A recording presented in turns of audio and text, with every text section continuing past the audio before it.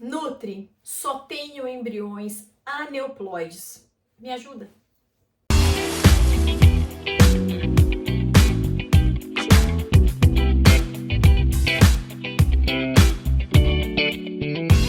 Olá, eu sou Maria Angélica, Nutri das Mamães. Quero te agradecer por estar aqui novamente comigo. Um beijo para o pessoal do podcast do Positivo ao Nascimento e também quero te convidar para conhecer o www.nutridasmamães.com, que é o site que eu também coloco muitos conteúdos relacionados a este mundo da maternidade, principalmente da pré-concepção e gestação. Então, obrigada por você estar aqui. Quero te convidar para se inscrever no canal, dar um like nesse vídeo, gente, mas o mais importante, deixa nos comentários nem que for um oi para mim. Isso ajuda esse vídeo a subir e se tornar relevante para o YouTube.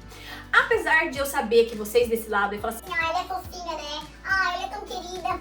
Se acha pouco. que eu sou muito agradecida a vocês, mas o assunto de hoje, gente, é um assunto muito triste.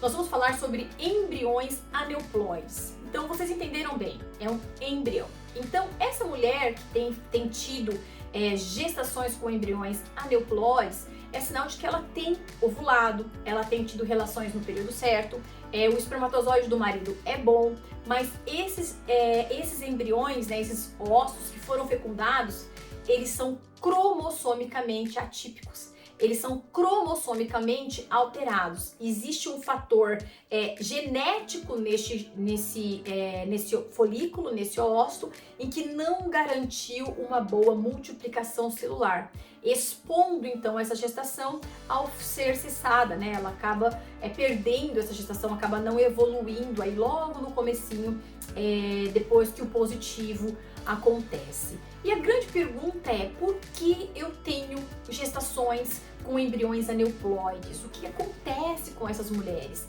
E aí a gente vai elencar aqui alguns dos aspectos que estão intimamente relacionados a uma má qualidade desse gameta feminino. Bom, então, embriões aneuploides, eu imagino que o aspecto do gameta feminino, ele não esteja sendo amadurecido como deveria.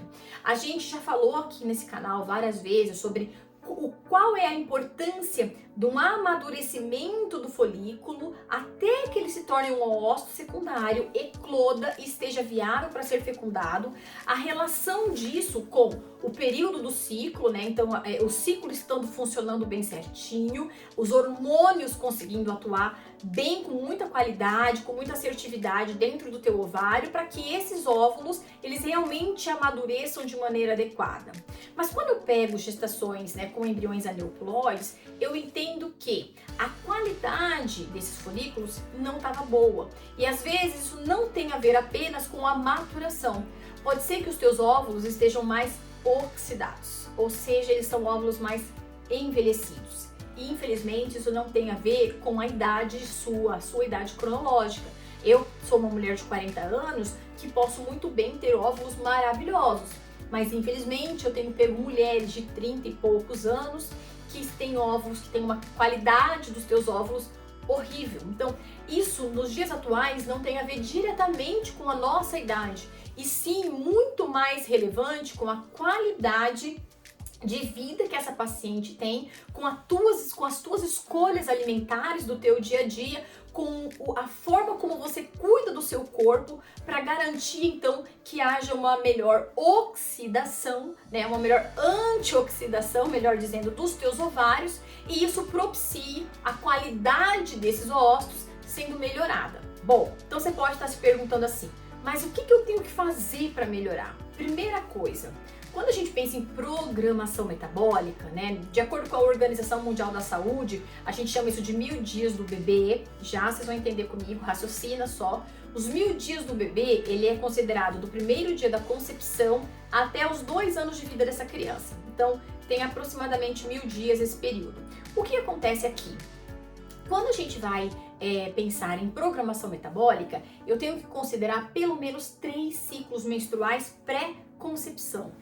Por que 3 ciclos menstruais? Porque um ócito, para ele eclodir e ele ser viável para ser fecundado, quando a gente consegue ajustar muitos aspectos relacionados à qualidade desse ócito, eu preciso minimamente de 3 ciclos. E todas as minhas pacientes sabem disso. Eu oriento, eu peço, eu sugiro que a gente realmente tenha um tempo de 3 meses para adequar exames laboratoriais, ajustar deficiências nutricionais, ajustar funcionamento do intestino, ver como é que está esse fígado, metais pesados. Então, são vários aspectos em que a gente vai coordenar para conduzir esse amadurecimento desse folículo e aí ele sim estar muito mais saudável, muito mais antioxidado para ser fecundado e aí a gente diminuir expressivamente a chance de ter uma nova gestação com um embrião aneuploide. Um outro fator importante que a gente tem que considerar aqui é uma baixa função das mitocôndrias dessa mulher. Então a mitocôndria, que é uma organela, né, que está dentro da nossa célula, lembra lá da sua aula de biologia, tenho certeza que você se lembra da mitocôndria, ela é uma organela responsável por fazer energia. Então toda vez que eu tenho uma célula que funciona bem, que é uma célula saudável, ela tem muita energia, ela consegue se defender melhor, ela é uma célula muito mais produtiva. E adivinhem, isso também acontece para que essa maturação desse folículo aconteça de maneira mais assertiva e também vai conduzir essa mulher a ter mais óvulos viáveis para serem fecundados e não somente fecundados, mas que eles forneçam um material genético, eles forneçam uma capacidade de multiplicação celular mais interessante. E o que eu faço? A grande sacada aqui, primeiro, que é a parte mais complexa, e eu falo isso com o coração, gente, dar um passo atrás para pegar impulso. Então, as mulheres que vêm com embriões aneuploides, elas estão muito ansiosas, estão muito preocupadas, porque parece que cada mês ela está mais perto de um abismo da infertilidade, da impossibilidade de engravidar. Mas eu quero te encorajar a repensar o teu cenário de vida atual. Então, um passo atrás e esperar pelo menos esse período de 3 meses para você se preparar é a estratégia mais interessante, porque isso vai fazer com que você tenha realmente uma maior chance de você engravidar e não tenha que passar por uma nova perda, um novo luto, né, uma nova tentativa frustrada. Então, é extremamente importante. Enquanto você dá esse passo atrás, você vai olhar para você. Você vai olhar para o que você tem feito, para as suas escolhas. E eu vou encorajar você a aumentar o teu consumo de alimentos antioxidantes. Por quê? Porque alimentos antioxidantes é exatamente o que o teu corpo está precisando nesse momento. Quais são esses alimentos? Então a gente vai falar sobre os principais nutrientes. Por exemplo, a vitamina C. A vitamina C que não está presente só nos alimentos cítricos, que eu nem gosto tanto que eles sejam consumidos sempre, principalmente por conta de quem tem muita dor de cabeça. Nós temos que pensar, por exemplo, na goiaba, na acerola, no kiwi. Existem muitas plantas não convencionais, que são as punks, que também tem muita vitamina C. Então a gente tem a vitamina C de maneira absurda na natureza dentro de um cenário de uma alimentação normal, sem a gente precisar fazer grandes estratégias para conseguir atingir uma meta aí de vitamina C. Mas se a gente for pensar em suplementação, o ideal é a gente pensar numa dose de 300 a 500 miligramas ao dia, mas de maneira fracionada, pelo menos em 2 vezes, ou em uma dose única de 300 miligramas. Então, isso quem pode fazer para você? É um profissional especializado, uma nutricionista materno-infantil especializada em pré-concepção, que tem um olhar da nutrição funcional, porque ela vai conseguir conduzir você dentro de uma prescrição, de um receituário direcionado para as tuas necessidades individuais. Se você quiser saber como funciona o meu atendimento, na descrição desse vídeo tem um WhatsApp, que é o 41 99536 2802. Pode mandar um WhatsApp por lá que eu te mando certinho como funciona o meu acompanhamento, tá bom? Além da vitamina C, que é um nutriente super interessante, a gente tem que pensar na vitamina E, que está extensamente presente em todas as sementes, nos óleos vegetais, que daí a gente vai isolar mais ao azeite de oliva extra virgem, por conta de toda a capacidade anti-inflamatória que ele tem, e não no óleo de soja, no óleo de canola, no óleo de milho, que já tem uma característica um pouco mais inflamatória, e também por conta de virem de uma plantação que não muda totalmente o aspecto do solo, tem a questão da transgenicidade envolvida, então que não são óleos interessantes. Mas a vitamina E, extremamente presente na semente, gente, vai ajudar nessa sinalização hormonal, vai ajudar no resgate dessa função intestinal. A gente começa aqui colocando você dentro de um contexto de cuidados. A vitamina E, ela é extremamente antioxidante, então a gente gosta muito de vitamina E, e a gente consegue essa vitamina E através da alimentação, mas também a gente pode pensar na suplementação. E aí, sempre a sua nutricionista especializada, ela vai colocar tudo isso dentro de uma prescrição direcionada para as suas necessidades. Mas a gente tem mais 2 nutrientes que são interessantes. O primeiro é a curcumina, que está presente no açafrão da terra.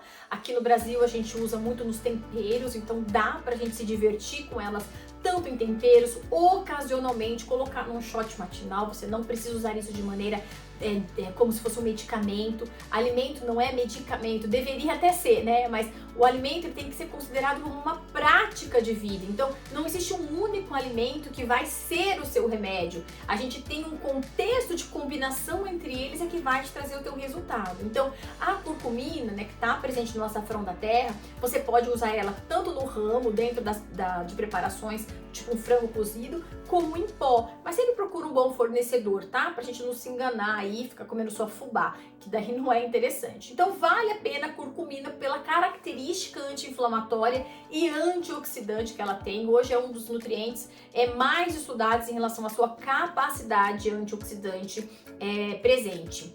Uma das coisas que eu tenho que falar a respeito dela é apenas atenção, se você não tem o hábito de usar a curcumina, o açafrão, eu sugiro que você use, mas muita atenção a uma possível gestação, porque mulheres que vêm com hábito de não consumo de açafrão aumentam exponencialmente no momento da gestação, no momento em que esse embriãozinho vai se fixar no seu endométrio. Eu não posso ter um ambiente extremamente antioxidado. Então, às vezes, a gente tem que tomar um pouquinho de atenção.